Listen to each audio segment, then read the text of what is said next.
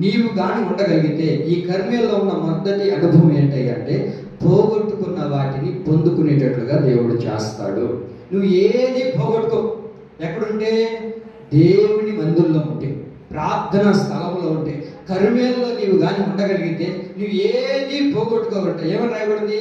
వారు కర్మేల్లో ఉన్నంత కాలము వారు ఏది కూడా చెప్పాలి మీరు. కర్మేల్లో వాళ్ళు ఉన్నంత కాలము వారు ఏది పోగొట్టుకోలేదు. ఎంతకాలము? కర్మేల్లో ఉన్నంత కాలం. నువ్వు ఎప్పుడైతే దేవుడి మందిరంలో ఉంటావో, దేవుడు నిన్ను మేపుతూ ఉంటాడో అంతవరకు నువ్వు ఏది పోగొట్టుకో.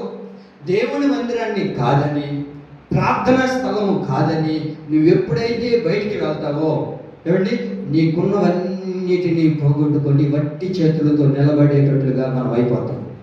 కారణం ఏంటంటే వారు కర్మేల్లో ఉన్నంత కాలం